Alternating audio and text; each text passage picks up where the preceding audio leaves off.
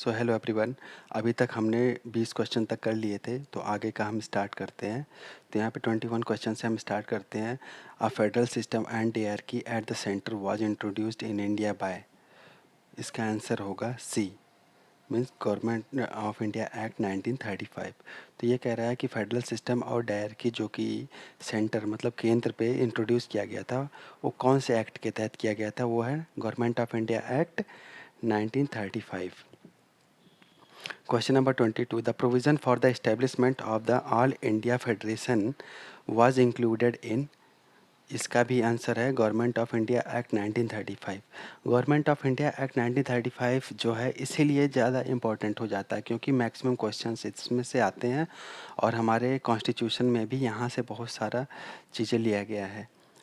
Okay, so all India federation भी government of India act 1935 में आया है। Question number 23 which of the following act provided for the federal polity in India. Federal polity कहाँ से लाया गया था? वो भी गवर्नमेंट ऑफ इंडिया एक्ट 1935 से लाया गया था। Okay, question number 24 in the federation establish under the act of 1935 residuary power were given to.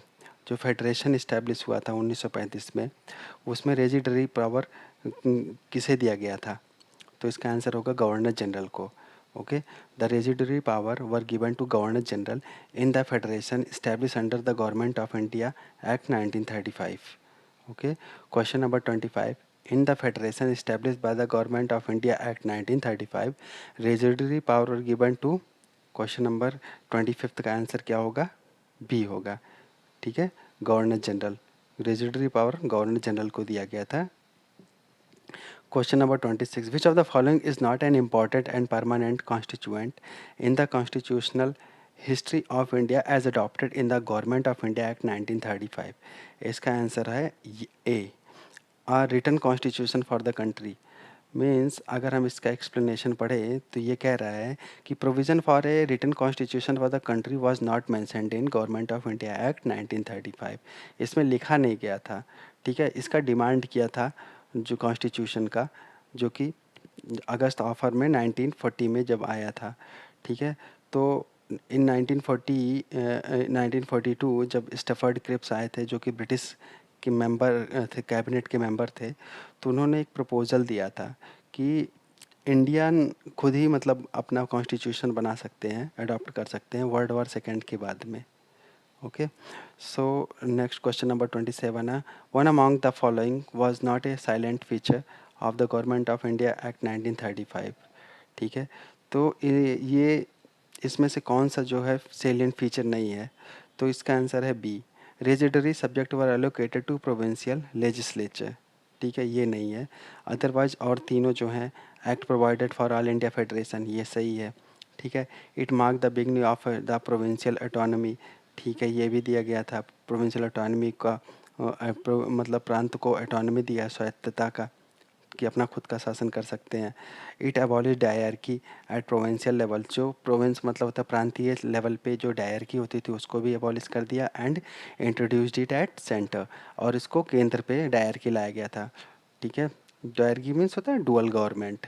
एक होता था रिजर्व्ड, एक होता था ट्रांसफर्ड। ठीक है, तो रिजर्व में क्या होते हैं?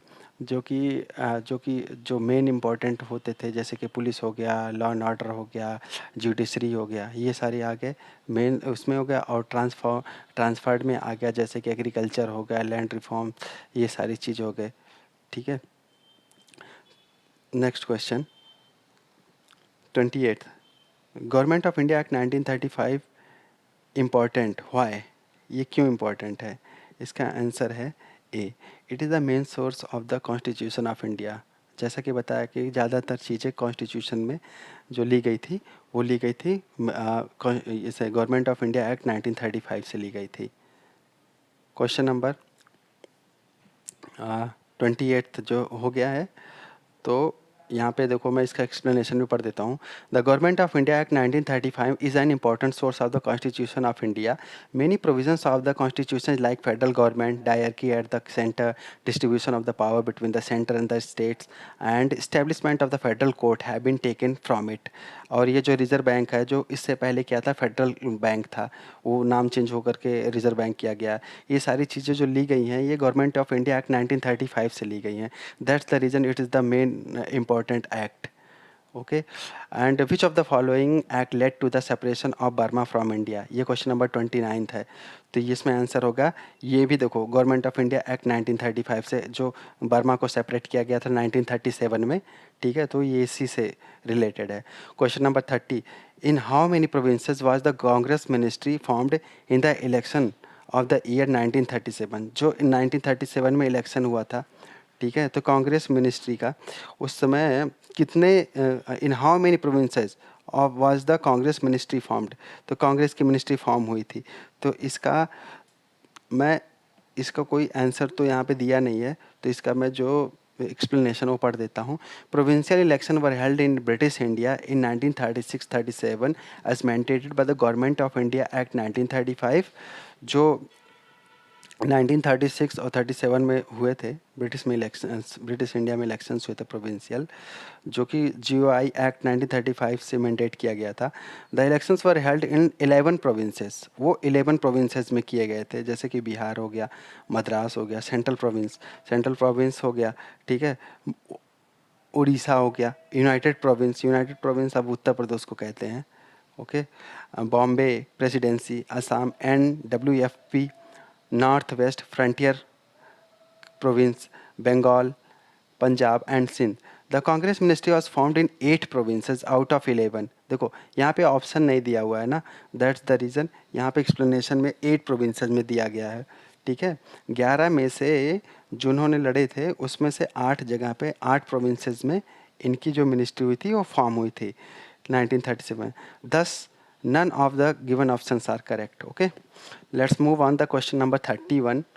The proposal for framing of the constitution of India by an elected constitutional law made by, the proposal हुआ था for framing the constitution of India elected was made by, ये लाया गया था किससे, क्रिप्स मिशन से लाया गया था।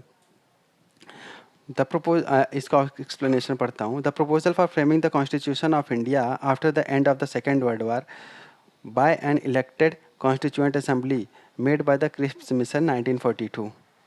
ओके, 1940 में आया था अगस्त ऑफर में भी ये बात दोहराई गई थी कि जो कॉन्स्टिट्यूशन बनेगा ये रिस्पॉन्सिबिलिटी होगी इंडियंस की बनाने की। उसके बाद में स्टेफर्ड क्रिप्स आए थे, तो उन्होंने बोला था कि जब वर्ल्ड वार सेकेंड समाप्त हो जाएगा तो उसके बाद में इंडियन अपना कॉन्स्टिट्यूशन बना सकते हैं।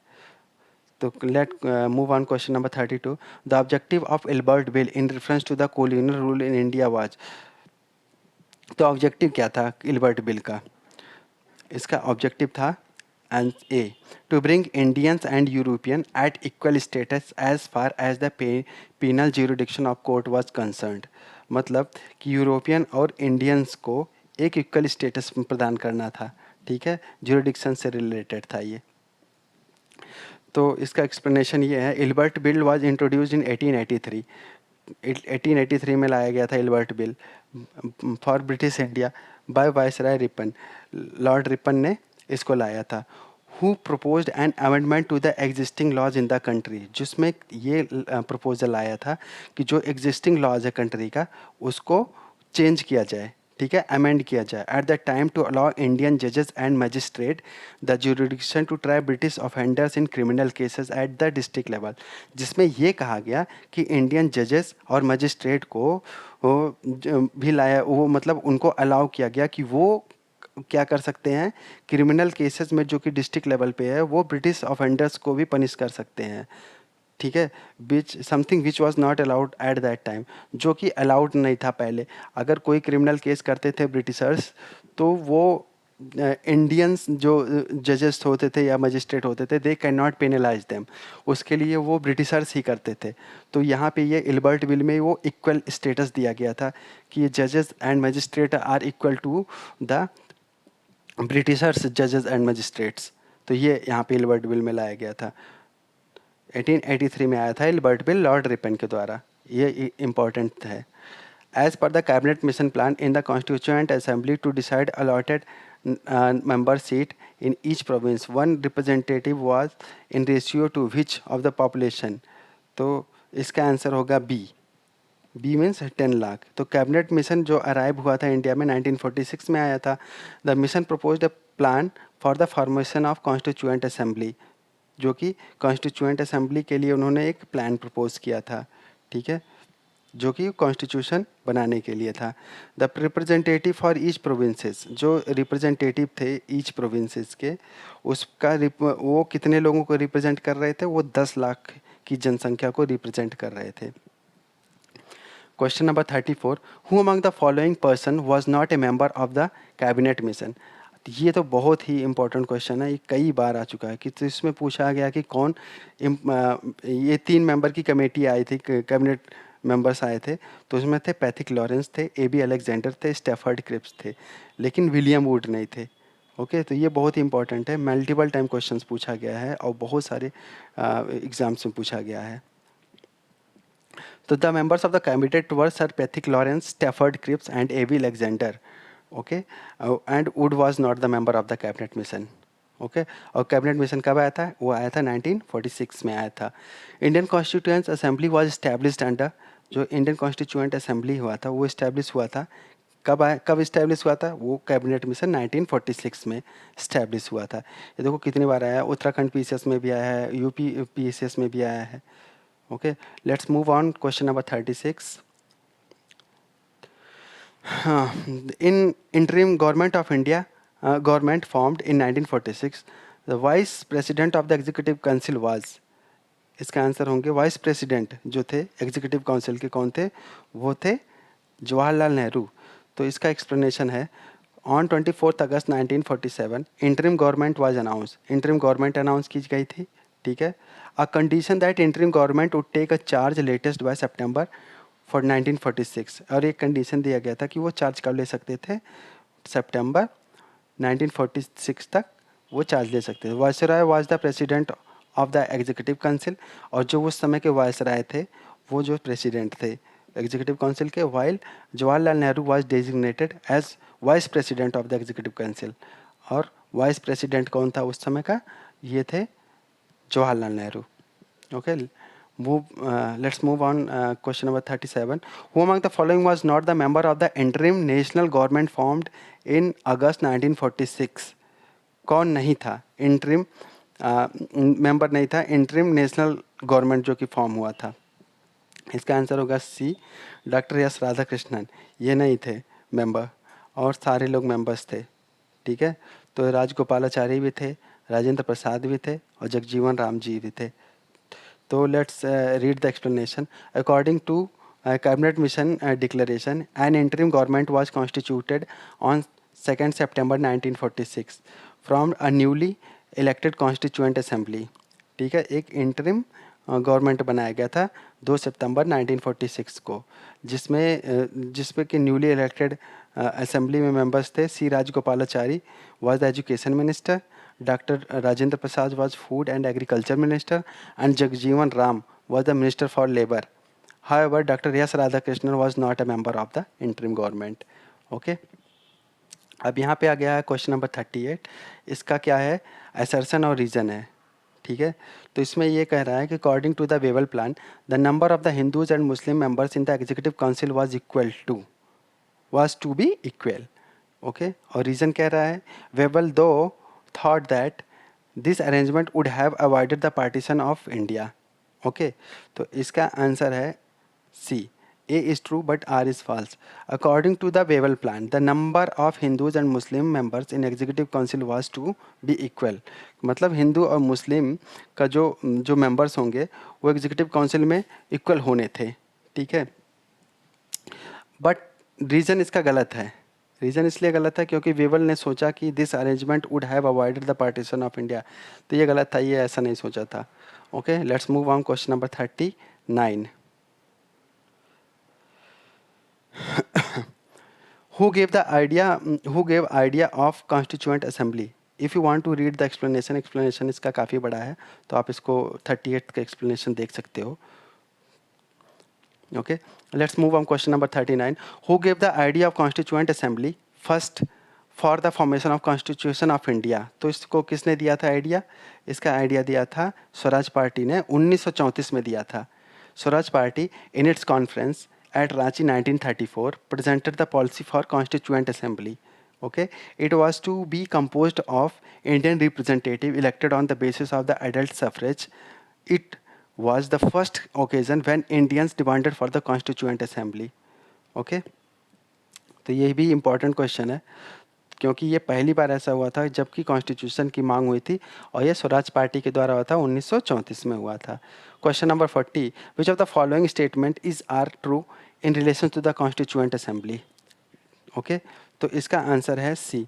3 and 4 are statement 3 and 4 are true.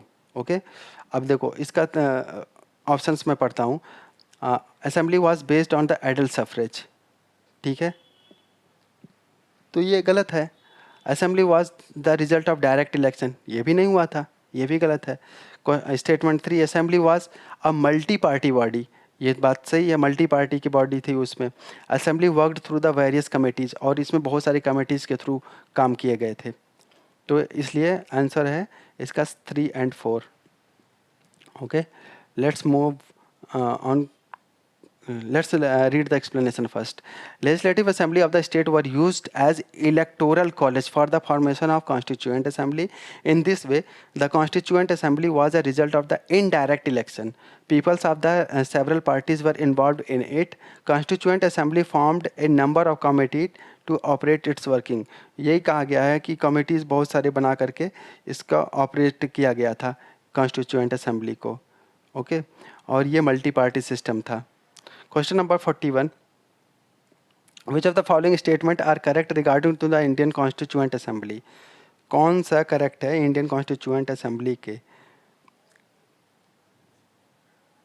हाँ, इंडियन कॉन्स्टिट्यूएंट के असेंबली के संदर्भ में. इसका आंसर है ए. एंड डी दोनों सही हैं और सारे गलत हैं. It was not based on adult franchise, ये बेस्ड नहीं था, एडल्ट फ्रेंचाइजी के पे बेस्ड नहीं था. और डी है आंसर इसका. It work through several committees, ये तो पहले ही हमने डिस्कस कर लिया. थोड़ा सा एक्सप्लेनेशन हम पढ़ सकते हैं इसका. The constituent assembly met for the first time in New Delhi. ठीक है, 19 December 1946 in the constitution hall. ठीक है, पहली बार मिले थे कहाँ पे? न्यू दिल्ली में मिले थे 9 दिसंबर 1946, जो कि कॉन्स्टिट्यूशन हॉल में था. ठीक है, which is now the central hall of the parliament. Okay, as to its composition, the constituent assembly was to be partly elected and partly nominated. ये भी क्वेश्चन पूछ सकता है कि क्या फुली इलेक्टेड था, लेकिन यहाँ पे ये ध्यान रखना है कि पार्टली इलेक्टेड था, पार्टली नॉमिनेटेड था. The members were to be indirectly elected by the member of the provincial assembly who themselves were elected on a limited franchise. Okay, यहाँ पे लिमिटेड फ्रेंचाइजी थे. It was a multi party body. The Congress, the Muslim League and some independent member also got representation. The constituent assembly appointed a number of committees to deal with different task constitution making. Out of this 8 were major committees and other were minor committees. Okay, यहाँ पे अभी रोकते हैं और अगले video में 42 से हम स्टार्ट करेंगे और ये 100 क्वेश्चन तक पूरा कर लेंगे. Okay, thank you so much.